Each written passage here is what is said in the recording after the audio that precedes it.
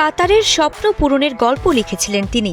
প্রায় ৪ বছর পর বিশ্বকাপের মঞ্চে ফিরে যেন সেই গল্পের পরের অধ্যায় শুরু করলেন লিওনেল মেসি। বিশ্বকাপের প্রথম ম্যাচে জাদুকরি এক হ্যাট্রিক করে আর্জেন্টিনাকে এনে দিলেন ৩-০ গোলের দারুণ এক জয়।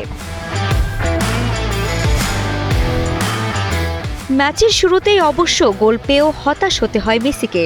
৫ম মিনিটে তার করা গোলটি অফসাইডের কারণে বাতিল হয়ে যায়। তবে তাতে থেমে থাকেননি আর্জেন্টাইন অধিনায়ক। ১৭ মিনিটে আসে সেই প্রতীক্ষিত মুহূর্ত। রদ্রিগো দি পলের পাস থেকে বল পেয়ে দুর্দান্ত এক শটে জাল খুঁজে নেন মেসি। প্রথমার্ধে ১-০ ব্যবধানে এগিয়ে থাকা আর্জেন্টিনা দ্বিতীয়ার্ধে আরও আক্রমণাত্মক হয়ে ওঠে। ৬০ মিনিটে নিজের দ্বিতীয় গোলটি করেন মেসি, আর তখনই তিনি স্পর্শ করেন ব্রাজিল কিংবদন্তি রোনালদো নাজারিওর বিশ্বকাপের ১৫ গোলের রেকর্ড।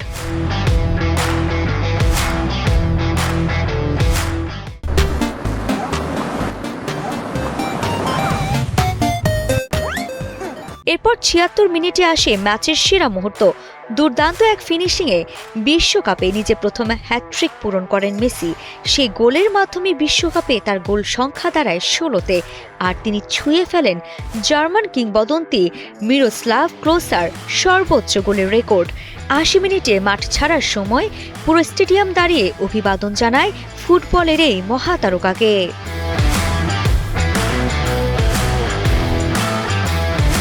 ২০০তম আন্তর্জাতিক ম্যাচ, ষষ্ঠ বিশ্বকাপ আর একটি ঐতিহাসিক হ্যাট্রিক, সব মিলিয়ে বিশ্বকাপ মিশন শুরু হলো মেসির জাদুতেই। আর্জেন্টিনা জানিয়ে দিল শিরোপা ধরে রাখার লড়াইয়ে তারা এবারও অন্যতম বড় দাবিদার।